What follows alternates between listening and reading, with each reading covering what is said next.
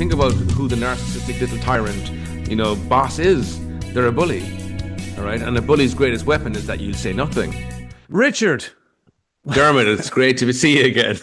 you too, man. Welcome back to the Mindful Podcast. Couldn't wait to chat to you again. Thank you so much. We're going to talk about that person in work because I spoke to a doctor recently and I was really surprised that she said, well, actually, most of the people who come to me with mental issues are about dealing with some person Yeah. in work. And Mm. that really took me back. So I really wanted to talk to you because I guess after the GP, they're coming to people like yourself. Are you seeing a lot of people presenting to you in your clinics trying to deal with that person in work and going gaga as a result? Yes, it's a great insight because it is one of the I'd say across the median of like clients that you'd meet. It's one of the top issues that people would come to kind of manage. Maybe someone in their life, a sibling, but the boss would nearly be up there as the top person to kind of work with. Mm. Because here's the thing: a lot of people who get positioned towards the top or move to the top aren't always the best people at the top, don't have the best skills for it. And often the person who pushes himself forward, there was a Hewlett Packard study there a number of years ago where they looked at like, people who get promoted and they looked at who goes for promotion. They were showing that men generally go for a promotion if they only have about 60% of the criteria, whereas women will only go if they've got 100% of the criteria. So men are a little bit more like, here, I'll give it a go. And, I'll put myself forward and I'll see how I get on with it, more than maybe women are. And often, let's say if we're looking at a really terrible boss, narcissism might be present because that's a person who pushes themselves forward, they believe in their absolute brilliance. They have Mm. a heightened sense of their own grandiosity, and they have very low levels of empathy. I mean, they're terrible, markers in a personality to have as a manager. I mean, we don't have to look too far across over our Atlantic and have a look and see, a boss who might have some of those markers, Mm. who Well, recently won his own golfing competition. He keeps winning yeah, it. well, we could do a very long podcast on that whole thing, but we won't. Um, well, look, what I'd love to do, and I heard your brilliant episode on narcissists, of your own podcast Yeah. with Dr. Kira Kelly. They fuck you up, and I recommend people go and listen to that if this is Well, something thank you, that they're Dermot. dealing with, whether that's in work or maybe in their own home. Or a family situation or something like that. But we're going to focus on the work aspect of it Yeah. for this episode. Um, let's start with how people present to you. What are the effects of dealing with that person in work Yeah. who is really getting them down, maybe making them doubt themselves? How are they presenting to you, and what are the effects? And maybe people might see a little bit of themselves in Yeah. what you say. That's such a great question because you know what happens actually, Dermot? It changes the neurochemistry in your brain when you work with someone like that, right? Mm, Who is very problematic and is targeting you, let's say, and being incredibly, isolating you and saying very negative things to you. What I'd meet in my clinic first of some of the symptoms would be like disrupted sleep, rumination, right? mm, Anxiety, right? Beginning to kind of like, excessively worry at home. And so all of a sudden, this thing that you do to earn money to be with your family is actually coming in the door with you and disrupting your relationship with your family. And so mm. there's some of the first things you'd see. And actually, I suppose here's the thing. We always tend to think that being bullied happens in the schoolyard. Don't we? We kind of tend to think that Mm. that's kind of like where that happens, and then once you become an adult, you move off the. No, you can be bullied at any time in your life. You can meet a bully at any time in your life. You can meet a really negative person who has very low levels of like managerial skills at any time in your life, who targets you, isolates you, says terrible things about you, pushes you outside their circle, and then all of a sudden it encroaches and envelops your well-being and your mental health. And so in my clinic, yeah, I'd see in people who are agitated, ruminating, becoming cynical about the work, that kind of stuff, and becoming Mm. easily agitated with the kids at home, not sleeping that well, rumin. There are really clear signs that work is getting in top of you. Yeah. And you're talking about the rumination part. Yeah. I think it's really exhausting for people when they are dealing with something like this. And I know that I experienced it when I was dealing with something like this in work many years ago, that you're constantly replaying events and conversations in your mind and sort of flipping between alternate versions of how it could have Yeah, gone, of how course. you could have That's stood what I up for should have said. yourself. Yeah. Yeah.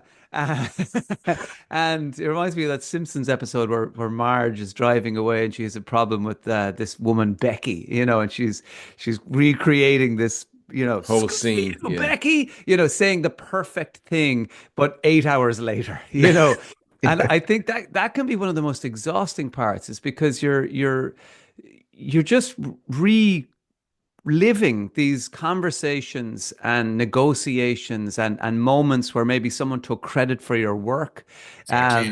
where Another thing they, a bot of that will do. yeah, credit for an idea. Um, and that's really the exhausting part, because that's probably a large part of what you're thinking about at 3 o'clock in the morning, these It's moments. yeah, when you think about it, it's such a good point, Dermot. I think about that as an impact onto your well-being. You're lying in bed at 3 o'clock in the morning and you're awake and you're thinking, "That's what I should have said. I should have said that Mm, to them." Or when I put my point forward and they didn't validate that point, that's always the way they are, and you're going around in this circle of like unprocessed loop of thought because that's what it is. It is. mm, It's kind of It's like it hasn't been processed, and you haven't probably said what you wanted to say, and maybe you were silent, and so that's what's really eating at you. Why didn't I say what I wanted to say? And mm. that stuff is the rotwood of your soul when you're lying in bed. Your partner's next to you, and then you have to get up at 6 o'clock in the morning. You've been up all night thinking about what you should have said, and then you're going to work exhausted. And yeah, I know and that's what happens to people. They get caught in these traps of like these loops of thought, these unprocessed experiences, and they absolutely drench the soul. There's Mm. no doubt about it. When we look at the narcissist or the petty tyrant or Yeah. are I that like the person petty in tyrant. work, It's a and nice idea. Yeah. yeah, and we just know, like we know who these people are. I think I don't think you can work in any company or any situation or any job where one of these doesn't emerge to some extent. They may be the minor ones who just are like a wasp in a beer garden, but Yeah. Yeah. sometimes they can be really damaging higher up the scale. Um, do these people ever realize that they're the petty tyrant? Because I have a feeling there may be some of them listening to this podcast going, "Yeah, I hate those people," and you're like, "No, it's you." Is Well, it? Does yeah. self-awareness ever come with this? You see, you probably have very low levels of self-awareness because to be actually Mm, self-aware would fracture your very psychology because actually underneath all of this, actually, that petty tyrant is a very vulnerable, insecure person with a very low mm, level sense of self, and they create this masquerade around themselves of confidence, and they have like real clear, if people are listening to this kind of going, do I have a petty tyrant in my life? Is my boss a bit of a narcissist? Here's a very good indicator. Do they have inner circles? Do they have an inner circle? That's always a great way to spot. And you'll have it with a relative too, who always has favorite children, and these people who have favorites always mm. are the kind of people who have a kind of a fractured sense of self in themselves, and so they love Well, they anyone who they gives. look for allies, don't They, they? exactly what I was just about to say. They Have look for an ally. They look for someone who's going to mm, love them. They look for someone who's going to appreciate them and value them and validate them. And so that's the inner circle. That's what the inner circle does. Because people want to be around a little bit of power, a little scrap of power, however much of a scrap it is. People want to be around it, and so mm. they'll cozy up next to it, and so they get pulled into the inner circle.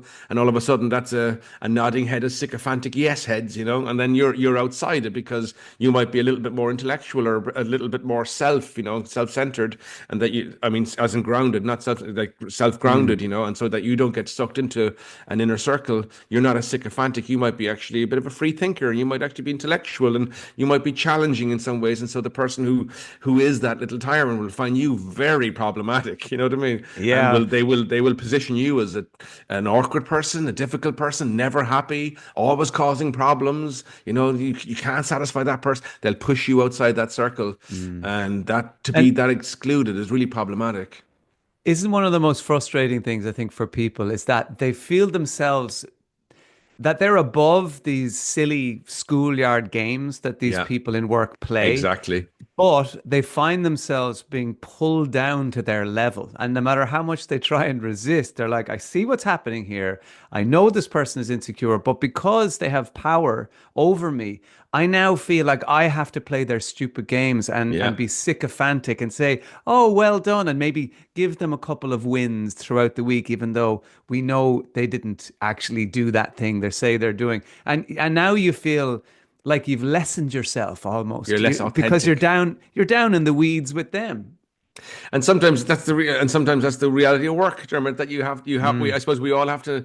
It's an intricate dance. This human, communication and interactions and interpersonal relationships. It's a very intricate dance.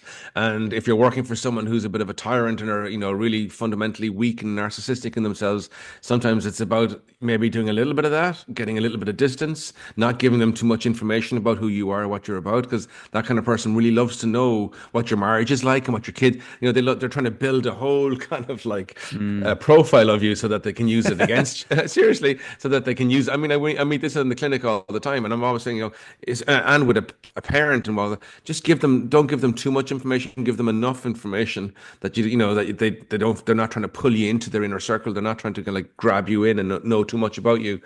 Yeah, Mm. again, it can be one of the most problematic things you experience in life because we all feel, here's the big thing, Dermot, we really feel like we get stuck in work, and that we have to pay the bills. Of course we do. And Mm. that, if this job isn't going well, suck it up, and just get on with it. Manage them a little bit differently, be better in how you manage them.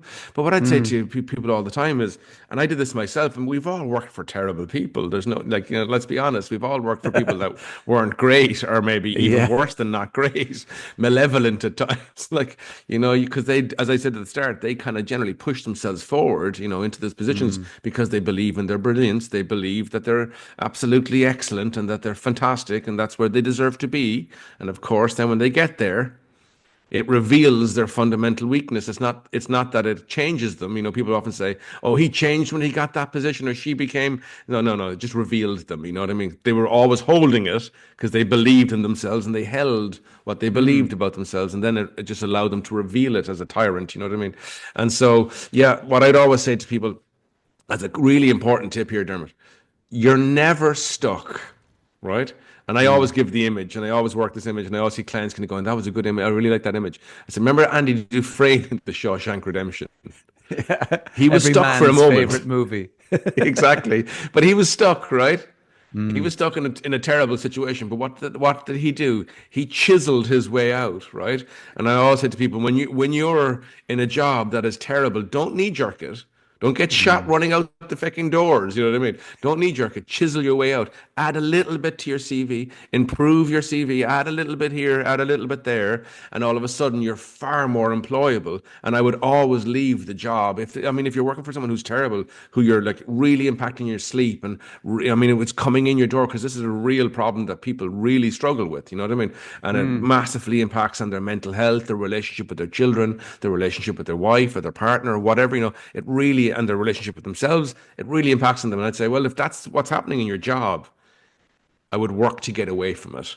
Mm. But You know, people, I go think on. people though may feel, hey, hang on a sec, maybe this is a new manager who's come in and is just really a disruptive force. And people go, no, hang on a sec, why should I leave my job? I like my job. I like where I work, everything. This is good, that's good.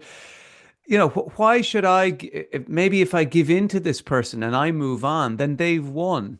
And Yeah. I think there can be frustration to that. So we can kind of dig our heels in and go, no, you're not going to force me out of this job that I like. Yeah, no, you're right. And theoretically, I would agree with you absolutely. You know what I mean? Mm. And I would say, of course, I would fight it first. But I'm saying if you've done the line with this person and this, they're not going anywhere. You know what I mean? And their position is more solidified than ever. And you've gone to HR, you've stood up for yourself. Mm. You challenged what they were saying, and you stood up for yourself. And it's just more and more and more being lumped on you. Then I would say, well, you got to look at that and think, this is a very short window of work that we do in our lives. I would try to think about there's plenty of jobs in a very employable market.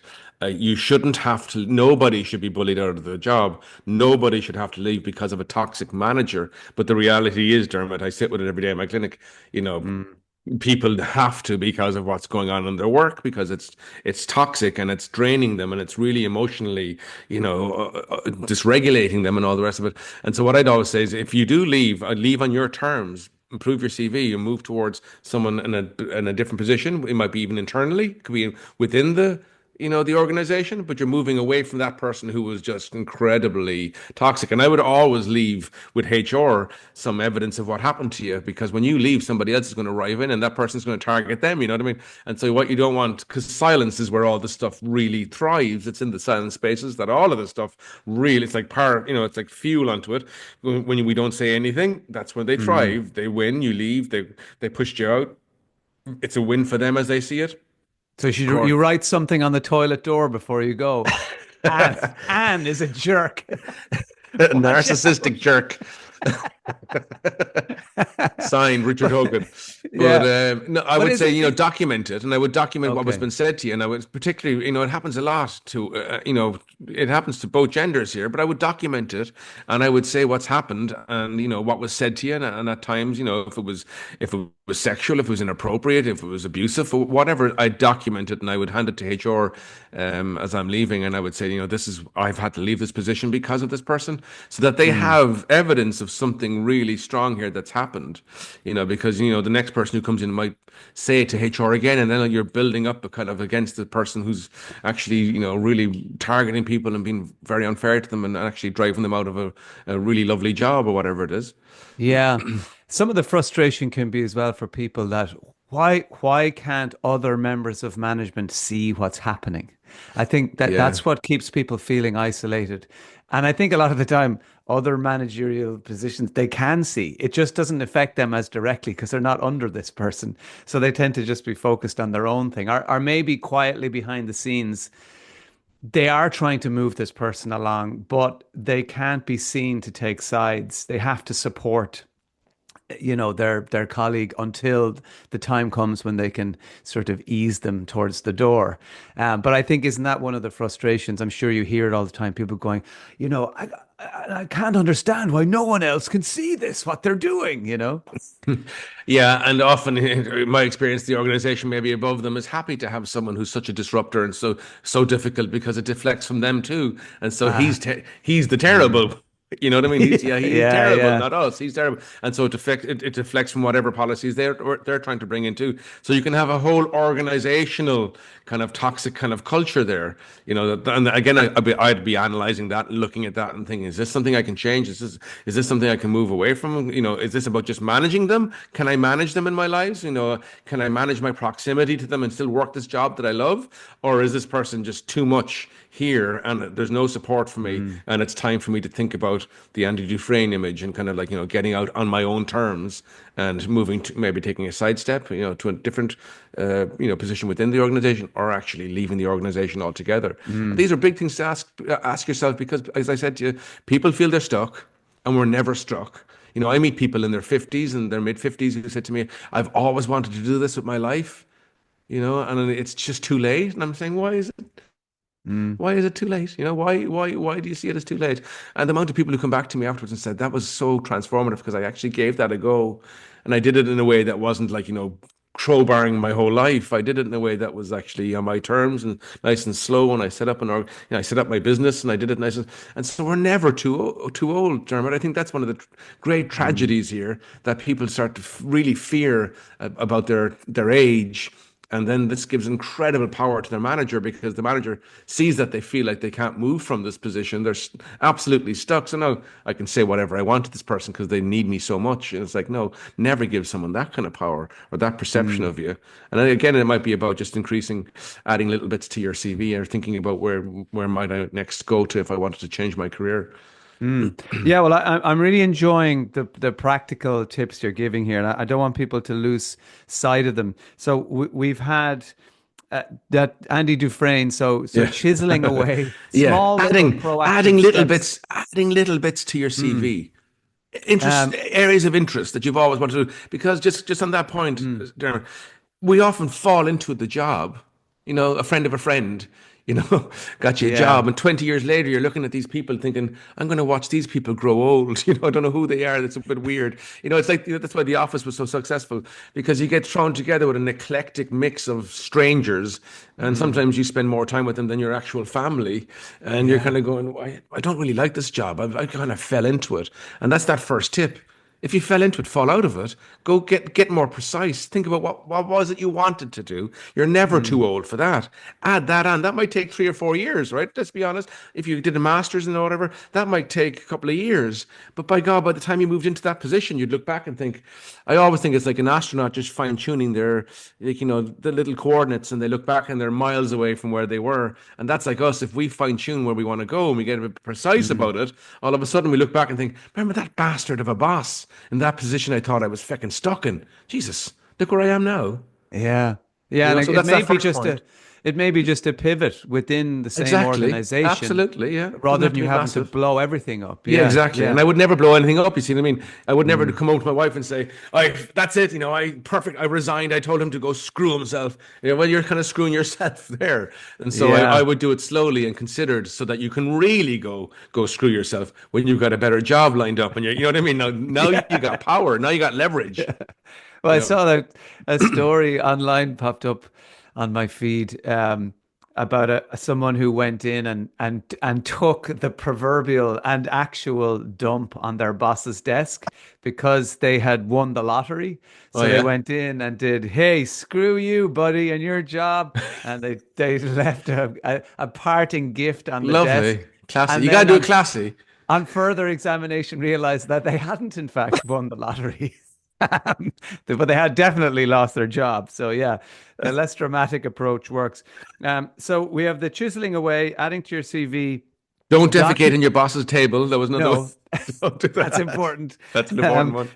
document everything. Like Yes. keep a record. If And there be are precise about the documentation. Yeah. yeah, these microaggressions along the way that you keep a list because as well as sort of being valuable information for HR and for an argument if it does go further, I think as well just the way it's so frustrating. You're thinking, well, what have they What done? happened? Well, Yeah.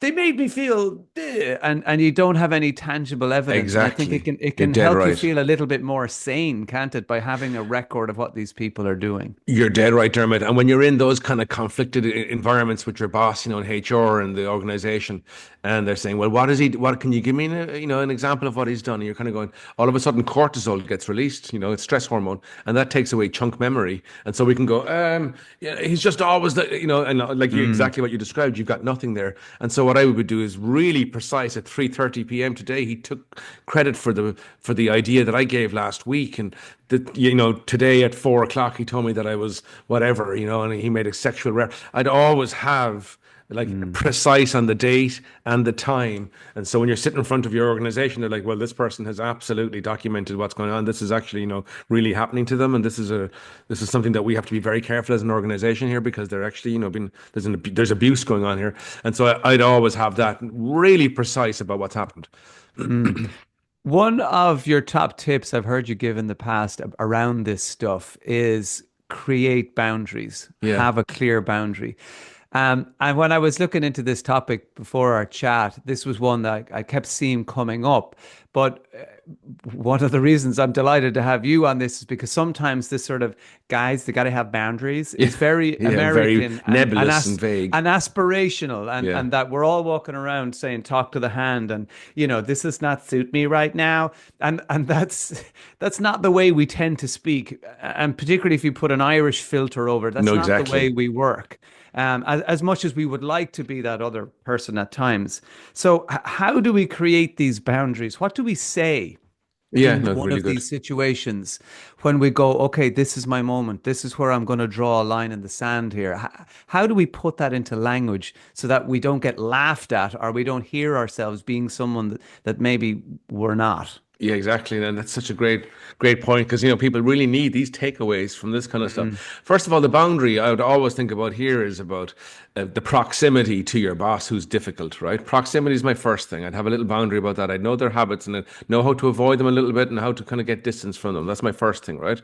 And then, mm, of course, a boss who's kind of like, say, the little tyrant is going to intrude upon your boundary.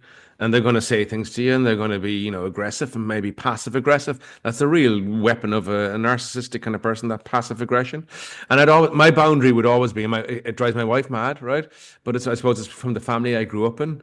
I have to thank my father, I suppose, for this one, because you always dealt with a difficult person there, and so Mm. I'm used to dealing with difficult people, and so as I went into my life, it didn't bother me dealing with difficult people. I don't mind difficult people coming into my life and saying difficult things to me. And I'll always call them out on it, Dermot. And that's what my wife has often kicked me under the chair, to say, shut up, But here's my boundary around. I want to bring you to my next dinner party and just I'm great fun. see how you What did go. you say? Yeah. Exactly. And But another day. psychoanalyzing everyone. Yeah. But here's what I'd always have as a boundary when someone says Mm. something that's negative, because it can really catch you. You know what I mean? And Yeah. that's where that whole thing comes up later on in the evening, and going, that's what I should have said. I shouldn't have said nothing. And saying nothing is always, it can be a good tool sometimes, depending on the kind of boss. But what I'd always do is have a boundary around me where I'd say if he's made a joke out of me, typical Mm. Dermot, if he fucked that up, you know what I mean? And everyone's Yeah. laughing around the table. I'd always have a boundary there and say, well, what's the joke there? Right? I mean, well, where's the joke in that one? Mm. What's the joke? I'd have that where you're kind of being not too aggressive back, but you're having a boundary saying, I speak up for myself. Yeah. And is What it are you trying to? okay to like some people do? I was definitely, and I think sometimes still am the person who freezes Yeah, in those situations, and it's hours later, and I go, hang on a sec, that wasn't right at all. Because sometimes we can go, oh God, I feel bad, and then afterwards on mature recollection, yeah. we go, actually, no, they were out of line there. It's okay to circle back the It is, next of day or a course. Yes, couple of yes. days later, isn't it? Yeah. And say, hey, can I have a word with you? Yeah, This, I just exactly. want to I didn't bring up something appreciate that that. Yeah. happened. Yeah. In that meeting, when you said that to me, I Yeah. felt actually that you belittled me. Mm. And I felt that, that you were trying to make, undermine me in some way there. And I didn't really appreciate that. Now, that's going to be a tough conversation, but that's probably going Mm. to be a very important one. Because when you think about who the narcissistic little tyrant, boss is, they're a bully. All right. And a bully's greatest weapon is that you'll say nothing and that Mm. you'll just take it. And so when I make a comment about you and everyone laughs, you're like a human pinata that they're all whacking at, and you just go out of the room and you're silent and you go on your merry way. Well, not your very despairing way, right? And so, Mm. yeah, I would circle back, or I'd say it in the moment and say, where's the joke there? I'm missing that one. What's the joke in that? Because when you call someone out and that kind of stuff, all of a sudden they see, particularly when they're a bully, this person doesn't stay silent. They challenge me. And if you Yeah. said something, when you say things like that, it actually makes you sound very weak. Now, if you said something like Mm. that, now you're getting a little bit more conflicted and you're going a little bit harder on them. But, it would really jar someone who's a bully. Then they're the frozen one. You know what I mean? They're going, holy shit, they said something back to me here. And so what you're saying, what you're really showing, because we teach people how to communicate with us. That doesn't mean a bully will not intrude in our lives and come in and try to annex us. But we Mm. teach people how to communicate with us, and we teach people what our boundaries are. And you don't get to say shit about me like that without me responding to it. And I'll come back at you with it. You know what I mean? And I always say, I do believe you can get bullied at any time in your life, no matter who you are. You can meet a really problematic person. But I always think, personally, in my experience working in schools and for many, many years and working with adolescents, my own children, my own life, the less fearful you are of conflict, the less conflict you have, you exude it. People see that this Mm. person isn't actually scared of conflict. In fact, I'm quite comfortable in someone saying something to me and going, what do you mean by that, actually? What's that? Where's the joke there? And they're kind of going, I was just saying that you're a useless fecker. You know what I mean? Oh, that's the joke, is it? That's the joke. And Yeah. what's so funny about that exactly? And all of a Mm. sudden, someone's kind of going, Jesus, this person's got a bit of like a little edge to them. Now, it might be very hard for someone who's really agreeable, who grew up in a house where maybe they were taught to be very agreeable, and that's something I work with my daughters on all the time, not to be so agreeable, Mm. and it bites me in the ass, Dermot, sometimes when they fight against me, and I'm like, well, I'm kind of happy with that they're fighting here, but it's really annoying me, because I want them to do exactly what I want them to Yeah. do. But it's I important need that you we to give be agreeable now, now, right but now, not, but not yeah. later. Not when you meet that young fella. Don't be agreeable then. But no, I want you to tidy the whole fucking house and mind the kids so I can go for a run. But the hypocrisy knows no bounds. But you know what Yeah. I'm saying, though. We do Yeah. need to train our children, particularly, to have teeth, and we have to have teeth. You know what I mean? You do, as a Mm, human being, you need, if, and that's what I'm always saying when I'm working clinically, is that if you're constantly agreeable and you're saying yes to things, your yes has no value. You got to value yourself enough to say no to things. And that takes real self-belief to say, no, that's not for me, Dermot. I'm not going to do that. No, I can't do that. I'm in the middle of this project here now. This is what I'm doing, mm, and you can be labeled a contrarian or difficult or whatever it is, but by God, you got a boundary around you, mm. and it's having that little boundary, that belief in yourself, that takes a bit of work if you were reared to be agreeable and you saw your only value in saying yes to things. And so when someone says something negative to you, by God, you don't challenge it. You just go off silently. That's a very agreeable person. But then you Mm. ruminate all night long and you're psychologically damaged by it and you're very upset because a very agreeable person generally had an anxious attachment. And so this is where it really gets, complicated and where these things really take hold. If you had an anxious attachment and you're highly agreeable, that means your well-being is always linked to how people perceive you because you've got a low sense of self, but a heightened sense of others. And so when others think you're not great, or then you're not that, you're not this, you must be saying yes, you must do this, you must do that. You're always susceptible to fluctuation in your well-being and your mental health. And so, there are some people who can manage this difficult boss. They're generally people who had a secure or avoidant attachment, because an avoidant Mm. attachment wouldn't particularly care what the other person thought about them. And a secure attachment would be like the person who says, "What do you mean by that? You sound quite vulnerable when you say something like that. Is everything okay? Mm. Why would you try to say that in front of the whole team there? You're bringing the whole team down. You're the manager here. All of a sudden, there's like a whole different conversation going on there." Yeah. Yeah, it was that shift in dynamic. I think finally, I think maybe the hardest part for a lot of people is to see, as suggested by, some wise people in the past, to see these people as teachers. You touched on it yourself when you're talking Yeah. about your dad and the lessons, the hard lessons you've learned, but the gifts that that relationship has given you in terms of your sense of self. There's an old parable about this man comes to his wise guru and he's constantly complaining about his wife doing this, that, and the other, and he's is eventually just told to shut up because he says, "Do you not understand the relationship? It's water and the vessel, and so the water is there to show us where the cracks in the vessel are." Yeah. I And I like know it. that that can Nice. be a bit, Philosophical and mm, unhelpful if you're lying awake at night worried about this person and what's happening in work all the time. But how do we get to that, I guess, that stage of detachment where we can see these people as teachers and go, okay, maybe this person is in my life to teach me to stand up for myself a little bit more. Maybe they're to show me that actually this job isn't for me anymore. How do we get ourselves to that place where really good. we can quieten our stress response enough to see these lessons that maybe are there for us? There's so much in that, and it's a really great point. It's very well framed there, Dermot. The first thing to do is to switch your thoughts about them being powerful. They're not Mm, powerful, actually. They're quite weak. No, I know they're in a position of authority and power, but they're actually not powerful people. People who mm, behave like that are actually very, very fundamentally weak. And I'd figure out what is it about them, what that they say to me or how they act with me that particularly is problematic for me, right? And why mm, is it that behavior, that phrase, why is that so problematic to me? I'd really analyze it. I'd write it down. I journal what's going on here, right? And I try to kind of look at that and say, what's my reaction to this person like, and it's not mm, about victim blaming here at all, but it's trying to figure out why is that person, because somebody else could be with that person and not react so strongly to them, right? And so what is it, who is that person reminding me of?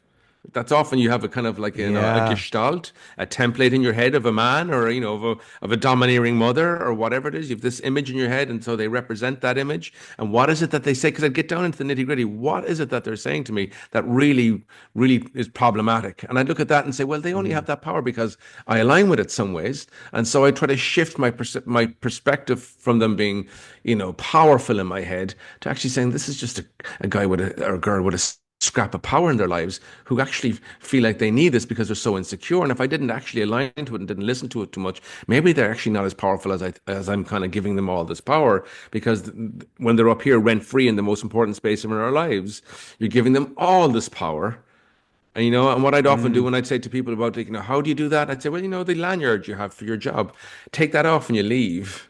And so that you're kind of almost physically having a space. That's my work. That's my Mm. work, Richard. Take the lanyard off, put it down. I remember someone saying to me that was so powerful. I said, when you leave that there, say, now my job is stopping now. And I love my commute, my 25-minute commute.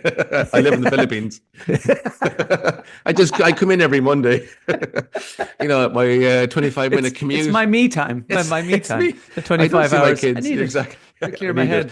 But that Yeah. commute is really good for Mm. processing and working out your thoughts. Because the last thing you want to do is take that boss in the door with you.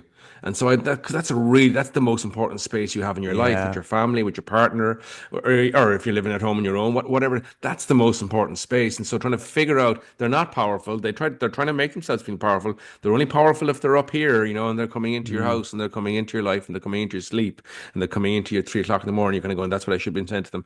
I try to figure all of that stuff out Yeah. and disempower them from your life. And then Yeah. ultimately, Dermot, here's the thing. Ultimately, depending on how it is, I might move away from them. Yeah. Well, sometimes that is the best option, isn't it? It And might we're be, kind of yeah. circling nicely back Yeah. to where we started in that, maybe you could fix them. And I wonder what the percentage is of tyrants that can be fixed or, put back in their box. I suspect it's a quite a small percentage, Well, yeah, yeah, and yeah. are you really, maybe you could make a difference, but do you really want to invest the next 3 years of your life trying to remold this person with a whole bag full of psychological issues into someone that you feel you could work better with? I mean, is sometimes it's like, do you know what? Maybe I'll just go and change my job and play more golf. And that could be a That can way be better a way to live. transformative Yeah. part of your life. Yeah. Yeah. Richard, it's been a fascinating chat as always. Thank you so much for joining me on the Mindful podcast. I know that people will get a lot out of that. Even like I just love your tips, and just to go back over them again, some of them I love the Andy Dufresne. Just be chiseling away and Mm. adding to your own self-worth and your CV and all that. Documenting everything, leaving evidence, and then that shift in perspective and trying to see these people for what they are and not bringing them through the front door and And wrecking the what, heads yeah, of our partners with them. So now our partners hate them as well because you're like, you'll never guess what they did today. And off you go exactly. into a 40-minute rant at dinner time while the kids are looking at you going, what's wrong with daddy? And what's wrong with mom now? Because you brought her into Yeah. this relationship and she's having a Yeah. relationship with your boss too. But I think what you said, I just want to recap on that point because it was Mm, so well put. If we reframe this person as a learning moment or a learning person, it's hard because we mm, dislike them. We might even really hate them. And I don't know, I don't think I have anyone in my life that I actually hate. There's a couple of annoying people and all the rest of it, like everybody else has. But hate is such a strong word. If your boss is someone who targets you, you can really hate them because of the pain they bring into your life. I would, exactly what you said, try to figure out when I get away, and I will get away from this person, what will I have learned about myself? What value will I have seen in myself because of how I reacted with this person and how I interacted with this person? And maybe this whole person is in my life, like you said, to teach me how to stand up because maybe I was brought into, indoctrinated, particularly if I was mm. the eldest daughter, into this ideological idea that I have to be a carer and agreeable. And maybe this person is in my life to actually show me, no, that was never the right paradigm to live by. I actually have value and I have self-worth, and you don't get to talk to me like that. And then when you move away and you look back, you kind of go, wow, that was actually, that was a really important moment. Mm. It was a really, that person was a significant as much as I hated them, that person was so significant in my life because they taught me how to stand up for myself, how to have self-value and self-worth. And now I'm in a much better position, much better job. But Jesus, I like myself a whole lot more. Yeah. I wonder how the tyrant would react if you just Said thank you. if you stood up and just hugged them one day and said, "Thank you for being a great teacher and showing me all the." They'd I probably once go, "Oh Jesus, I'm never dealing with this person again." We could just freak them out. I once gave a clamper a 15 euro tip and he gave me back the thing, the whole thing. He gave me back the whole thing. No I just way. said I'll fuck with his head, and I said thanks a million, and I gave him 15 euros, and he was like Polish dude. He's like what? And he rescinded the whole thing. There you go. Isn't that an amazing interaction? Like, Yeah. I was like, well, Wow. my first interaction, my first feeling was to like, go up and get really irate with them and tell them what a terrible job they do and how they're bleeding the society, whatever. This is in my younger days, my more vulnerable in younger days. And then I said, yeah, you know what? I'll mess with his head altogether, and I gave him 15 euro tip, and he was so struck, he was so taken back by. He had never obviously been tipped in his whole life. He probably like went home, thought about his entire life, and quit his job the next day. He's probably like helping, injured dogs in Kathmandu or something now. You probably sent him on a whole other trajectory. Oh my God, it was funny though, wasn't it? I often reflected that as I was nuts. Yeah, that's a beautiful nugget to end on. Richard, thanks so much. Dermot, always such a pleasure.